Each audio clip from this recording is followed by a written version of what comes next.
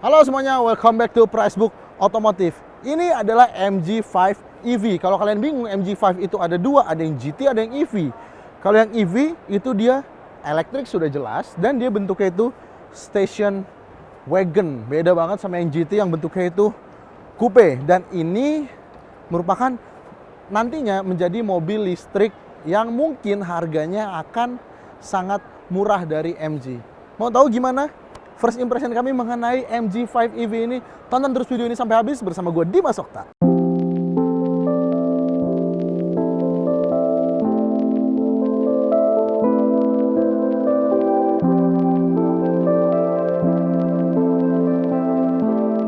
Sekarang dari depan dulu kita lihat desainnya bagaimana. Memang dia bisa dibilang desainnya itu belum punya ciri khas tertentu khas MG sendiri. Tapi kalau kita lihat depannya ini depannya bentuknya itu sleeper, kalem, kelihatannya itu mahal. Karena emang dia mengambil Q design ke mobil-mobil Eropa. Ya, well memang secara heritage MG ini mobil Eropa. Tapi secara teori, mobil ini ya mobil dari Tiongkok gitu, dari China. Tapi nggak masalah, selama emang mobil ini bagus reliabilitasnya dan cocok untuk masyarakat Indonesia, mobil Tiongkok itu nggak pernah ada masalah. Nah, sekarang kita lihat dulu ke desain depannya. Dia memang menggunakan ya ada emboss di sini CX Light Technology yang sama dengan MG5 GT. Cuma masalahnya adalah kalau MG5 GT itu udah full LED, kalau ini dia masih halogen dong. Kenapa? Kenapa? Ini kan mobil listrik yang mengusung semangat masa depan. Kenapa masih pakai halogen? Ini macam mobil tahun-tahun 2010-2011 masih pakai halogen. Ya sebenarnya nggak masalah sih kalau lampu halogen kan nanti bisa diganti lah sama pembelinya dari MG5 EV ini. Ini sumpah gue mau ngomongnya tuh MG ZS mulu gitu. Karena masih hype-nya tuh MG ZS. Padahal ini MG5 EV. Ya susah juga namanya tuh, 5 huruf dipisah gitu. Nah kemudian dia di grillnya sini memang dia nggak ada grill sebenarnya. Ya ini grill bohongan aja buat memperindah aja biar kelihatan mobil yang lebih proper. Karena memang secara desain mobil ini itu nggak yang eksplosif banget atau radikal banget kayak mobil-mobil listrik lain.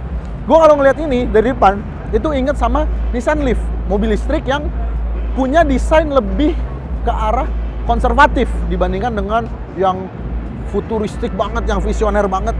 Itu kayak masih kecepatan. Ini sebenarnya mobil listrik yang bentuknya itu proper. Dan dia naruh untuk port charger itu rapih di bagian logonya sini, dan cut-nya pun rapi ya. Biasanya kan kalau di bagian depan sini cut-nya itu nggak rapi, atau misalnya ada nonjol kayak tangki bensin, dia itu rapi. Jadi kalau dari jauh kelihatannya kayak tersembunyi. Nah ini kalau misalnya buka tinggal dipencet aja kayak mobil listrik lainnya. Jadi di sini ada soket charger untuk yang AC dan juga ada untuk fast charging yang DC. Dan yang bagus adalah dia tutup port charger itu dari karet. Kebanyakan mobil listrik itu tutupnya masih dari plastik. Kenapa dari karet lebih bagus? Karena dia lebih kuat untuk menahan air jika tertutup seperti ini. Makanya kalau kita tahu HP-HP zaman sekarang yang punya sertifikasi IP6768, biasanya itu di tempat SIM card-nya ada karetnya, terus di port charger ada karetnya, itu untuk menahan air yang masuk. Nah, kemudian di bagian bawah sini dia ada garnish chrome-nya yang tidak ada fog lamp. Padahal ini ada housing fog lamp-nya, cuma ya udahlah, nggak masalah. Dan di sini dia ada grill, ya ini kayak yang ini bolong beneran nih untuk ngedinginin rem mungkin, karena atau untuk ngedinginin baterainya, karena ini baterainya itu ada di bawah. Dia tidak memerlukan udara seperti mesin internal combustion. Nah sekarang kita lihat ke sampingnya bagaimana desain dari si MG5 EV ini. Sekarang kita lihat desain sampingnya, kelihatan kalau ini adalah sebuah station wagon yang proper. Namun karena ini mobil listrik, apakah dia terlihat lebih radikal? Tidak. Dia terlihat lebih konservatif. Ini kayak kalian ngelihat misalnya Mercedes-Benz shooting brake, ngelihat Volvo yang berbentuk station wagon seperti ini nggak kelihatan. Kalau orang awam tuh nggak bakalan bisa ngebedain ini mobil listrik atau mobil bensin ya. Dan sini dia udah jelas banget, dia punya tarikan garis yang tegas banget dari depan sampai belakang, dan begitu juga lanjut di bagian bawahnya. Nah kemudian kita ke bannya. Kalau di mana-mana biasanya mobil listrik itu pakai ban yang tipis dan velg yang besar karena dia kan mengusung teknologi masa depan dan juga mementingkan kehematan dari si konsumsi baterainya. Nah, sementara MG5 EV ini itu dia menggunakan ban dengan profil yang tebal yang kelihatan kalau memang ini diciptakan untuk kenyamanan untuk mobil sehari-hari. Dia menggunakan velg R17 dengan ukuran 205/60. Yes, aspek rasionya cukup tebal. Ini mirip-mirip dengan aspek rasio ban-ban SUV. Tapi nggak ada salahnya karena ban yang tebal itu bikin kenyamanannya ini bertambah. Dan untuk menambah kemewahan biar ada lagi rasa Eropanya dari MG ini, dia menggunakan window lining yang bukan chrome. Mungkin di kamera kelihatannya chrome, tapi ini dia menggunakan warna satin silver yang bikin dia kelihatan lebih mewah, lebih Eropa. Cuma ada satu komplain, ya. Ini kan window lining nih dari sini ke depan. Ini nyambung ke sini. Nah, yang atas ini dia nggak nyambung ke sini, tapi dia lurus ke belakang nih. Set. Kelewatan. Di sininya kosong. Ini kenapa di sininya nggak diisi? Ini jadi aneh rasanya. Tapi ya nggak masalah, itu hanya komplain kecil aja. Sekarang kita lanjut lihat ke bagian belakang. Di bagian belakangnya sini, dia juga masih kelihatan konservatifnya dengan desain depannya. Jadi ini mobil tuh kalau orang awam ngelihat ini nggak kelihatan kalau itu mobil listrik. Yang mencirikan dia mobil listrik hanyalah logo EV di sebelah sini nih, MG5 EV. Ini kalau misalnya ditutup atau dicabut, orang ngiranya ini mobil bensin biasa. Yang paling eye-catching dari desain di belakang sini adalah desain wipernya. Biasanya wiper belakang tuh desainnya ya udah yang penting bisa nyapu air aja. Ini tuh enggak, desainnya tuh lucu gitu loh. Kayak kalau kalian tahu keong turbo, nah ini tuh kayak keong turbo dibalik bentuknya gitu. Emang ini berarti MG walaupun ini mobil listrik, ini kayaknya sih kami suka turbo. Ya, kayak gini. Nah, kemudian desain ke bawahnya, dia lampunya ini udah LED untuk running light-nya. Nah, sementara untuk lampu-lampu lainnya dia masih bolam. Dan di sini dia ada garnish chrome yang melintang di bagian belakang sini. Ini sebenarnya kurang sih. Harusnya kalau dikasih hitam aja pasti lebih bagus. Nah, kemudian ya logo Brake Dynamic yang ada di semua MG.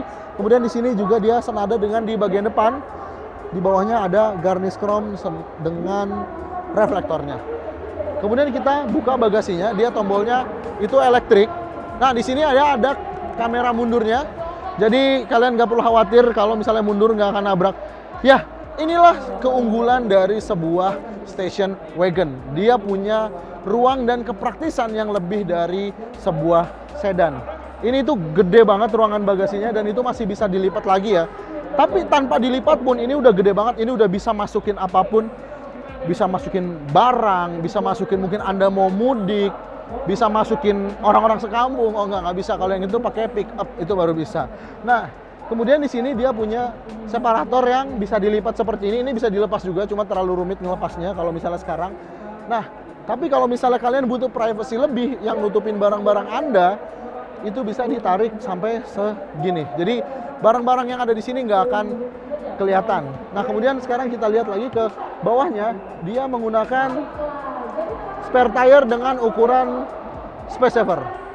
Dan yang paling penting dari mobil listrik adalah kapasitas baterainya dan jarak tempuhnya. Sekarang makanya kita lihat ke bagian baterainya. Meskipun dia mobil listrik, dia nggak ada mesinnya, cuma dia menempatkan motor listriknya ini di ini mana? Bukannya, kenapa susah banget dicarinya, heran. Ini bingung.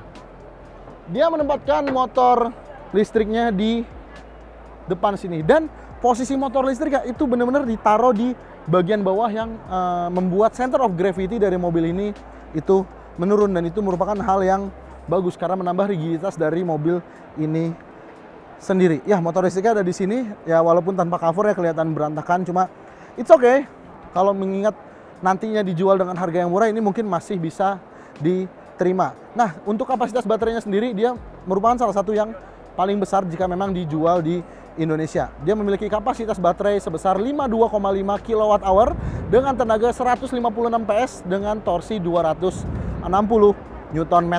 Dan jarak tempuhnya diklaim oleh MG mampu mencapai hingga 344 km dengan penggunaan normal. Jika penggunaan drive mode urban settings, dia bisa menambah 100 km menjadi 444 km untuk jarak tempuhnya.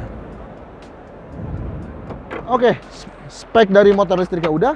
Sekarang kita lihat ke bagian dalam. Ya, hal pertama yang positif di sini adalah posisi mengemudinya yang sangat nyaman. Ya, karena ini station wagon yang mirip-mirip sedan, untuk posisi mengemudinya kaki kami bisa nyelonjor dengan sangat nyaman. Tinggi saya 175 cm dan ini merupakan posisi mengemudi yang enak. Nah, kemudian di sini untuk pengaturan setirnya dia hanya bisa teleskopik aja. Hanya bisa tilt aja. Teleskopik, yang teleskopik orangnya teleskopik bisa gitu. Kalau setirnya nggak bisa. Oke, di sini dia tapi cruise control itu tombolnya nggak di sini. Ini di sini itu untuk tombol MID. Ini di sini untuk tombol audio steering switch control, dan dia cruise controlnya ada di sebelah sini, mirip Toyota dan Lexus zaman dulu ya. Setirnya pun ini kulitnya memang ya nggak terasa mahal sih sebenarnya kulitnya. Cuma dia di sini pakai garnish satin silver dan warna hitam yang membuat kesan itu lebih mewah dan lebih Eropa. Kemudian di tengah sini dia, ya ini kisi AC, ini ada panel glossy di sini, panel karbon glossy. Di sini dia ada yang empuk-empuk. Dia di sini soft opening untuk glove box-nya, tapi sisanya ini masih keras-keras semua. Di pintu yang empuknya hanya di bagian sini, yang kami nggak tahu kenapa di bagian sini dikenain empuk, mungkin karena biar kayak gini ya empuk ya. Dan hanya di bagian armrest saja. Untuk door trim sini sisanya keras semua. Nah, kemudian kita ke bagian tengah sini. Ini dia ada head unit yang bentuknya biasa banget head unitnya ini. Tapi untuk pengaturan AC semuanya dia dari head unitnya. Ini cara pakai head unitnya pun ya gitulah ya. Head unitnya ya sama kayak MG lain, cuma ini layarnya kecil banget gitu loh. Di sini pengaturan mobil bisa diakses melalui sini, ada follow me home, find my car, ya kan, driver maintenance, dan tentunya tadi pengaturan AC-nya. Kemudian ke bawah sini, ini nggak bisa ditutup ya? Ini bisa kayak, oh nggak bisa ditutup nih ya, untuk port USB-nya, dan ini sepertinya ada Android Auto dan Apple CarPlay-nya. Kemudian di sini ada juga soket 12 volt untuk melakukan pengecasan. Nah, kemudian di sini dia AC-nya, oh kami tadi salah, ternyata pengaturan AC-nya itu ada di bawah sini. Namun display AC-nya dia ada di head unitnya. Di sini pengaturan AC-nya cukup lengkap ya, bisa ada aturan semburan ke arah kaki, untuk front defogger juga, dan di bagian belakang juga ada rear defogger. Nah, kemudian di sini ini dia tuas transmisi. Ini bukan tuas sih, sebenarnya lebih kepada dial sih. Ini dial transmisinya bulat kayak gini, kalau parkir tinggal dipencet. Dan yang keren adalah di sini kita bisa melihat sisa baterainya melalui tombol baterai dan mode berkendara. Di sini kita bisa mengatur mode berkendaranya. Dan yang paling keren adalah ada KERS alias Kinetic Energy Recovery System, dimana kita bisa mengatur regenerative braking-nya mau selevel apa. Cuma kita belum tahu apakah mobil ini bisa one pedal driving atau enggak. Nanti kita akan tahu kalau misalnya kita dapat unit pinjamannya, kalau ada itu pun. Dan di sini dia ada cup holder yang dilapis karet gitu, jadi kayak mobil-mobil premium gitu, jadi nggak kelotak-kelotak gitu ya. Dan juga udah pakai rem parkir elektronik karena memang depan belakang sudah menggunakan sistem pengereman cakram. Nah, kemudian di sini glove box, kasar banget tadi. Di sini ada glove box yang ya punya kompartemen cukup dalam dan cukup nyaman juga ini untuk si armrest ini. Namun ya pengaturan kursinya semuanya masih manual, aturan manual semua gitu. Terus di bagian depan sini dia sun visor, ada vanity mirror ya untuk bagian sebentar. Oh, ada lampunya, tapi lampunya nggak nyala. Harusnya nyala. Lampunya nggak nyala.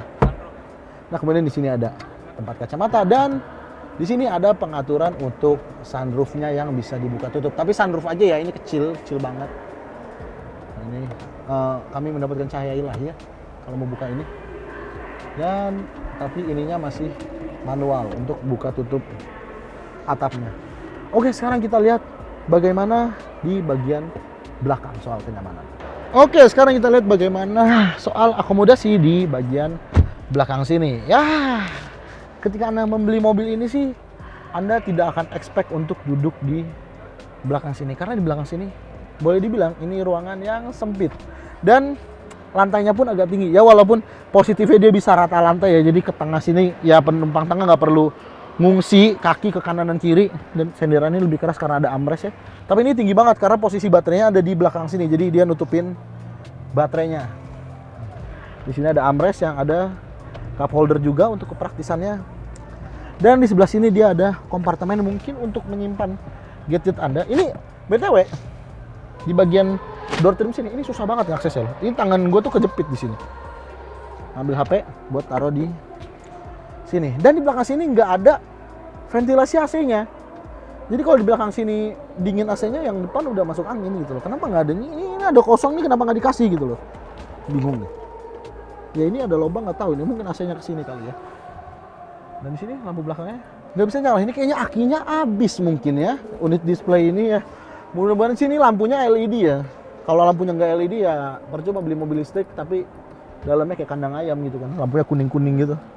Ya di belakang sini walaupun dia joknya empuk, kursinya juga ini menopang paha, cuma emang agak tinggi aja, agak jongkok gitu duduknya. Jadi itulah tadi first impression kami mengenai MG5 EV ini. Mudah-mudahan nanti ketika udah dijual, MG5 EV ini bisa jadi salah satu mobil listrik paling murah yang ada di Indonesia, dan bisa jadi salah satu mobil listrik yang paling laku juga. Karena belum ada mobil listrik yang berbentuk station wagon seperti ini. Kebanyakan kan hatchback, SUV yang udah bosan bentuknya. Jadi untuk Anda yang mau mobil listrik tapi dengan kepraktisan yang luar biasa, mobil ini bisa jadi pilihan untuk Anda sebagai kendaraan komuter di dalam kota. Jadi bagaimana menurut kalian mobil listrik dari MG ini? Tulis di kolom komentar di bawah. Jangan lupa juga untuk main-main ke Instagram kita di pricebook.mobil dan pricebook.motor. Dan jangan lupa juga untuk kunjungi website kita di pricebook.co.id.